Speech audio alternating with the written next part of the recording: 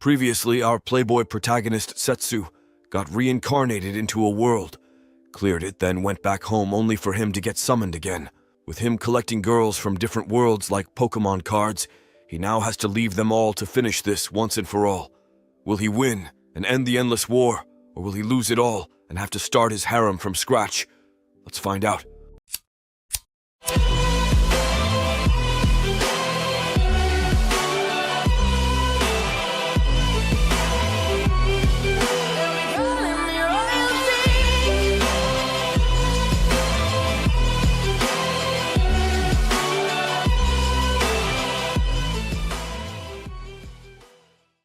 Episode 7.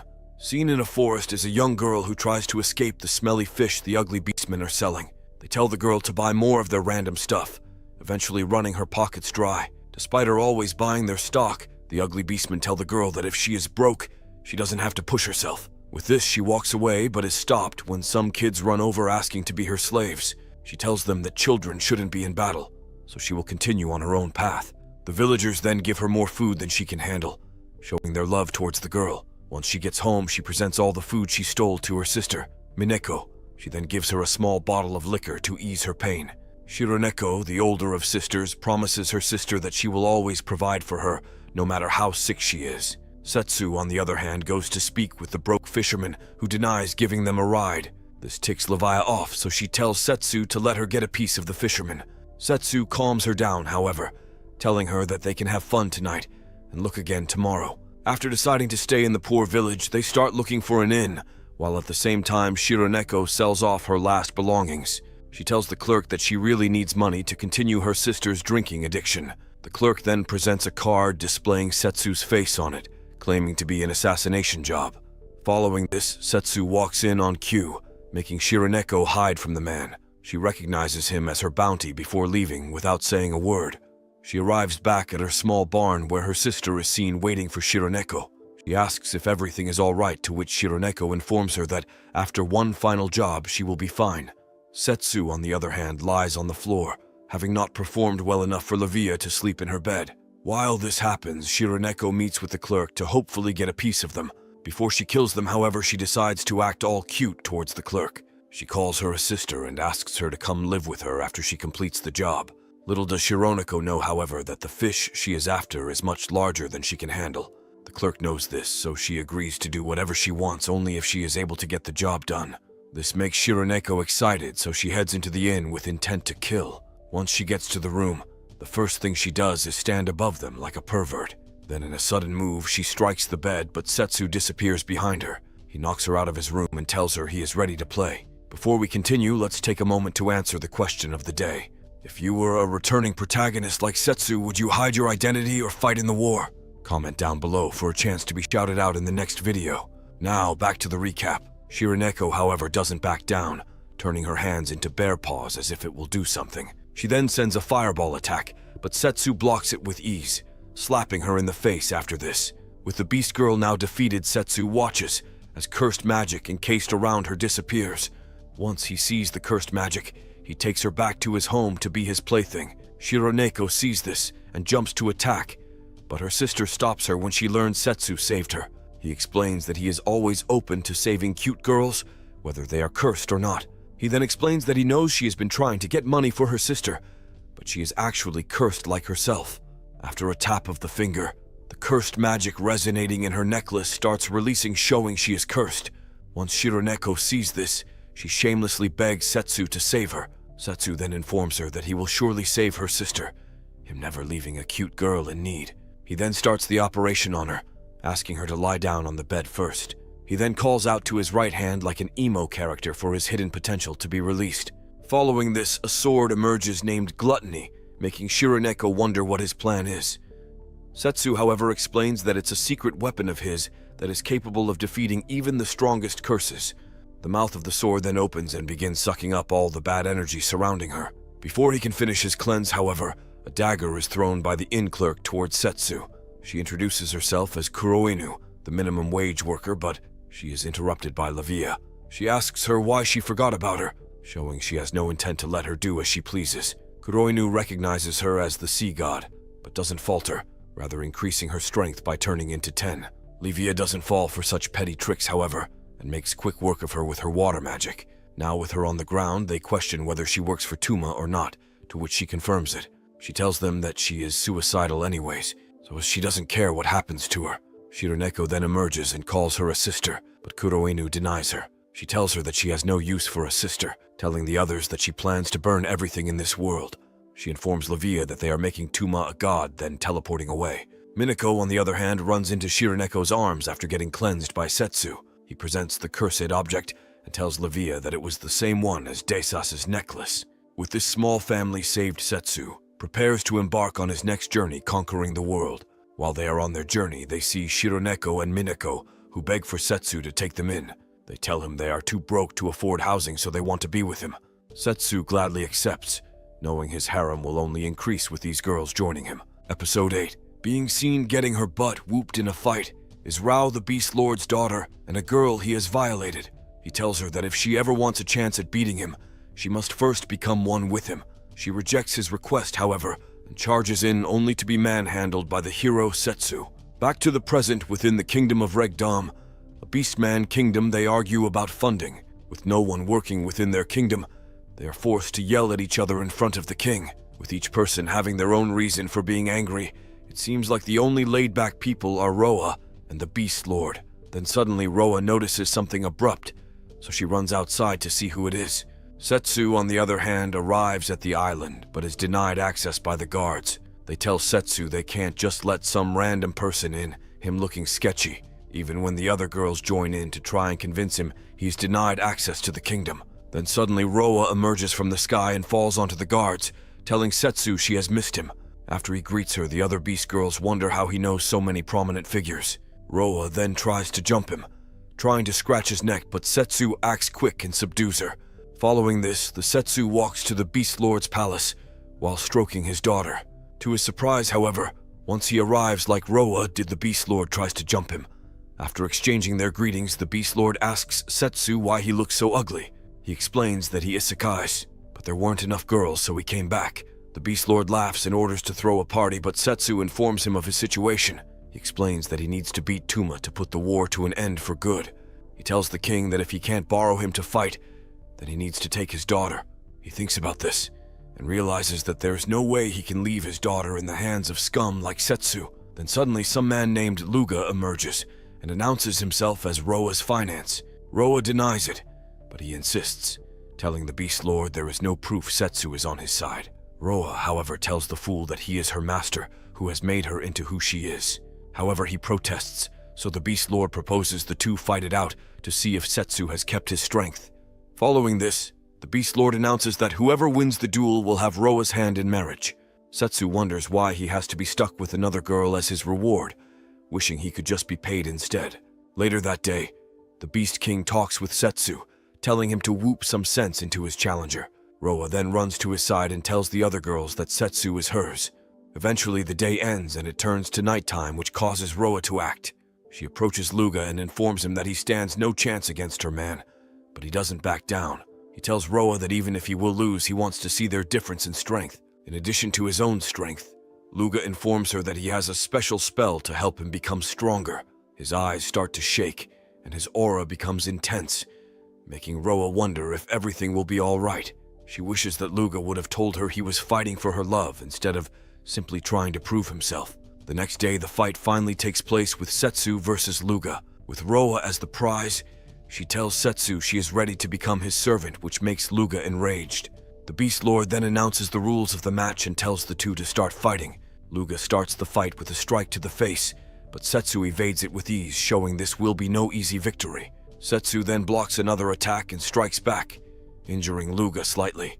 Luga realizes he stands no chance, so he turns into a big dog, thinking it will increase his chances at winning. Setsu, however, doesn't back down and sees this form as just an easier target to hit. He grabs the tail and throws it to the ground, announcing his victory to the beast people. Luga, however, still has some energy left over, so he announces to Setsu that the fight is just getting started. Following this, the symbol on his arm starts to shine, bringing out the true emotions hidden within his heart.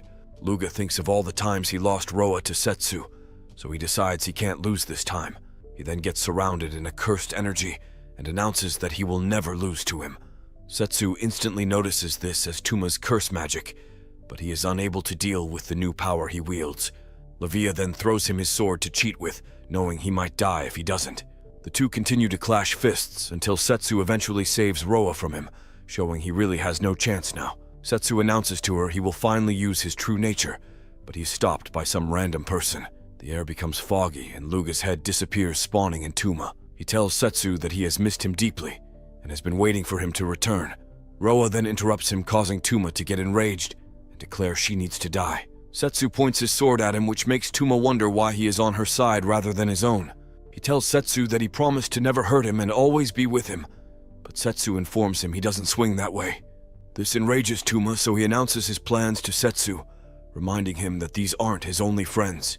Once Setsu realizes his other girls may be in danger, he heads to meet with the Beast Lord and inform him of his plans. He tells him that by going into Tuma's area with his small harem, he will defeat him and end the war. Episode 9.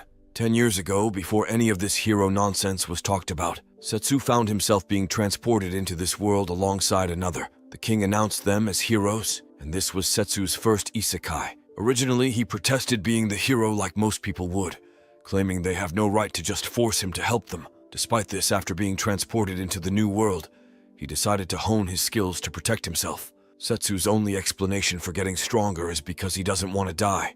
The other boy, on the other hand, acts like a coward, telling Setsu he doesn't want to fight anyone. Setsu tells the wimpy kid to man up, telling him they are in a new world now. He then brings a hand to him and offers to help train in order to get stronger. He reveals this boy was Tuma, someone who had also been reincarnated into this world. He tells Tuma that the two of them need to work together to end this war and claim their right to be called heroes. He reminds them that if anyone can do it, then it must be them, having been summoned as heroes. After he hears this, Tuma promises Setsu to fight alongside him and always be brothers in war. Shortly after this, however, Setsu left in order to fight against the Demon King, leaving Tuma to train. With him still very weak, Tuma feels ashamed of himself, so he gives Setsu a fist bump. After saying their goodbyes, Tuma always remembered the promise he made to Setsu while waiting for him to come home. As he stood around in the castle for years, he eventually was recognized as a knight for no real reason. The other palace guards would hype him up, telling him he is getting closer to the title of a hero. Tuma himself even felt stronger, thinking that one day he might even catch up to Setsu. He had changed since Setsu left, with him now being a true leader. All good things come to an end, however, including when he raided his first dungeon with the men he trained. By charging in with his men, he makes quick work of the goofy-looking opponents. Tuma would then explore more of the dungeon to find one of the goofy guys, asking him to spare them. Tuma shows no mercy, however, as he cuts him up like some fish. He then tried to go back, but the statue called out for him. It tells Tuma that it senses a hidden truth in his heart and tells him that it can give it to him. The statue tells him that whether it's glory, wealth, or power, it can give it all to Tuma.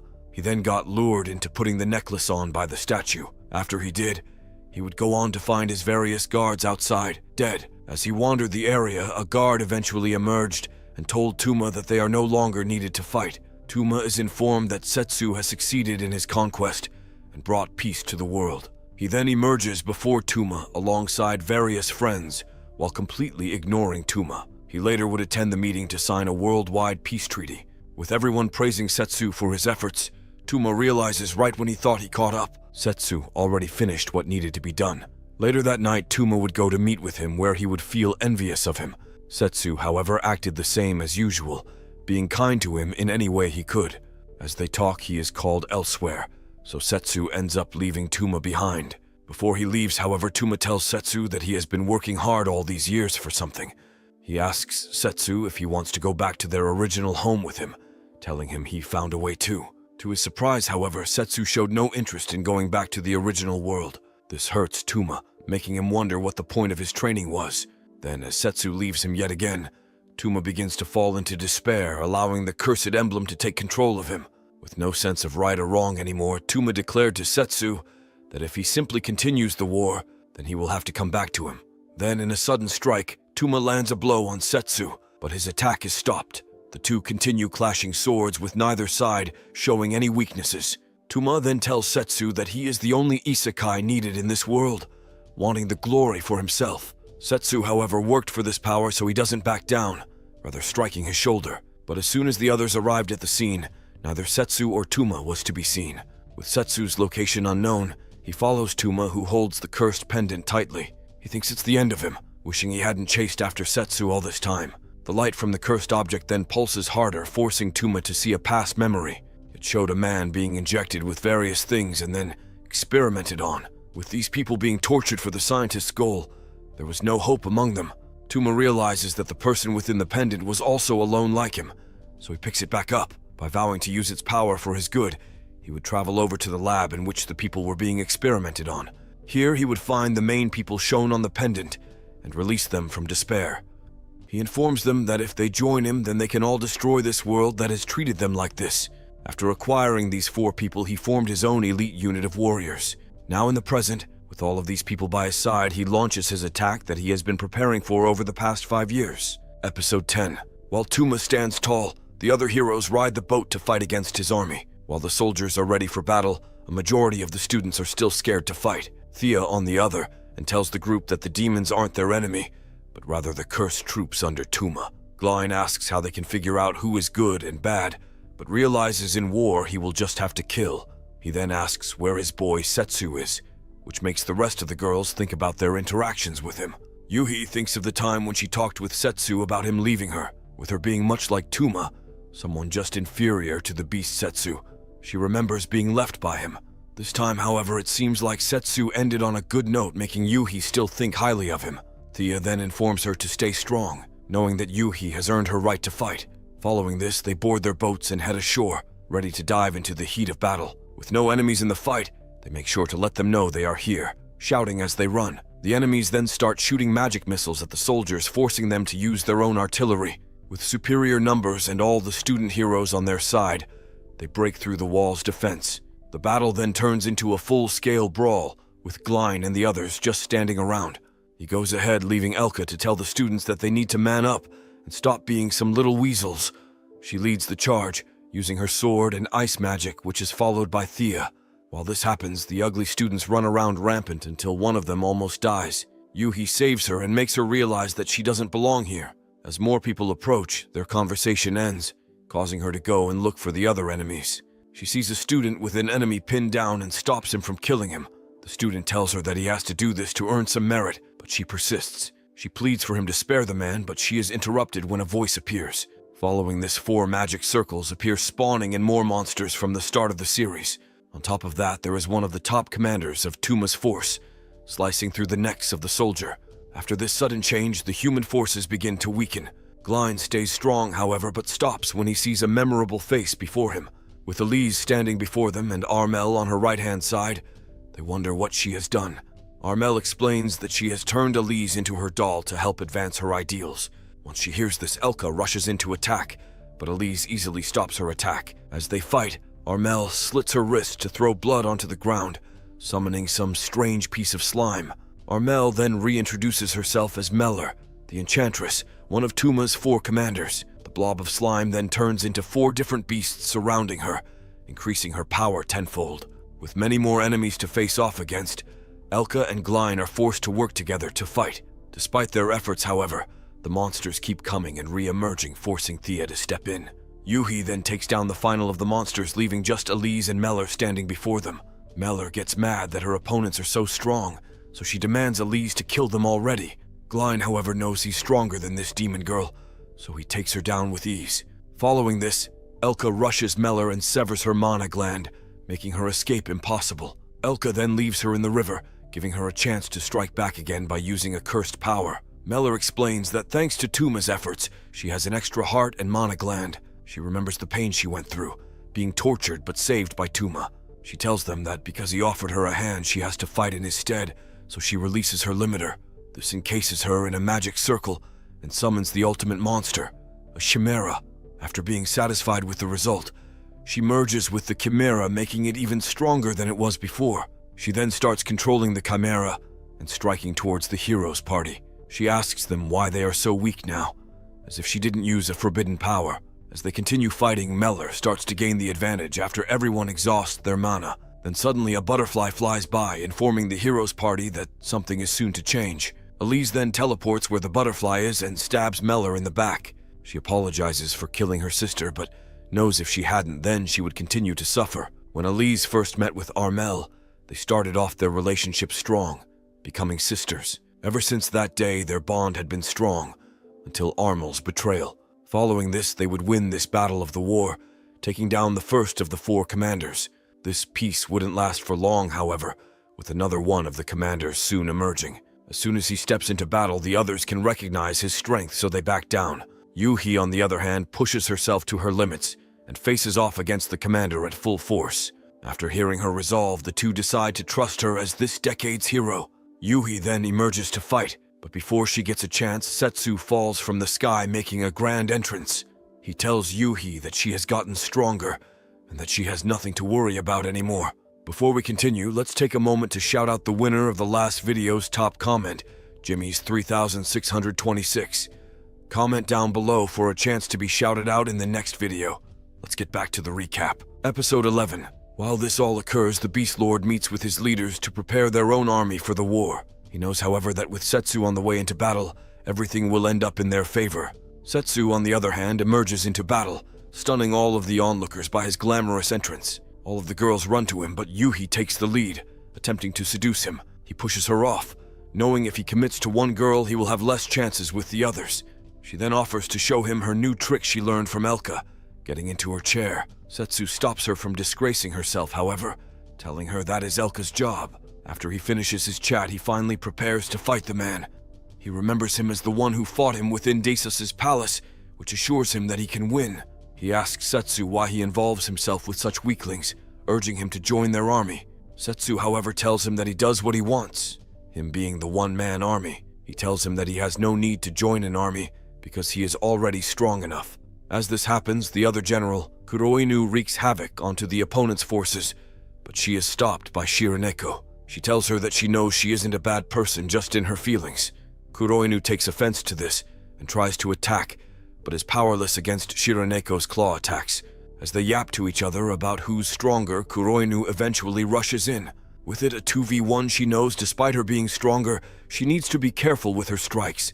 Then, as the fight goes on, Kuroinu is overpowered, showing she was the weakest of the generals. But then just as they think it's over, Kuroinu uses her hidden power to spawn in more arms than they can handle. She uses her limit breaker to power up, but as she does, it seems like it's too much for her to handle. She lets her demonic powers run rampant, which takes down Shiraneko with ease, but she doesn't give up, telling Kuroinu to come back to her senses and get rid of her curse. She then rushes to her sister's side and fuses together, creating the ultimate power. With their powers combined and doubled, they move faster than the speed of light. After seeing this display of power, Kuroinu releases the rest of her power to try and take the combo out. To her surprise, however, she gets knocked out, ending another one of the 4 generals' rampage. Even when she tries to continue fighting after being knocked down, she gets crushed yet again. After this, she dies, meaning there are only 2 generals remaining. While Setsu handles one of them, the other general contributes to the war, killing his enemies. While fighting, he reveals a Mad Sue's outfit, making you wonder if he came from the same place as the other generals. Then as he flexes his skill, Roa appears and knocks him back. She tells the worthless guards to leave the area and give her space to fight. While she does this, the general gets up, showing he is completely unharmed despite taking a direct hit. He tells Roa that his marvelous body is impregnable and that she stands no chance against him. He tells her that thanks to the various tests and Tuma's guidance, he has become the strongest in the world. Roa protests this, however, telling the general that Tuma is evil and trying to end the world. The general, however, tells her that reason is the reason he is fighting against them in the first place. After being treated like a child, Roa goes and kicks him in the leg for no reason. She explains to him that she is the Beast Lord's daughter and the one who will defeat him.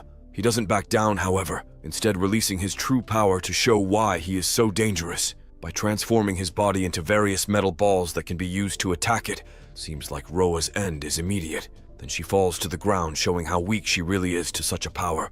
The general walks away, but he is stopped when Roa tells him that she isn't finished yet. She tells him that she will abandon her pride and use her true power to take him down. She transforms into a beast and rushes to him, allowing her to punch him in the face. Instead of disappearing like before, he stands before her and transforms his body into a Thanos body. Roa doesn't care, however, as she runs on top of him and strikes him until his armor gets pierced.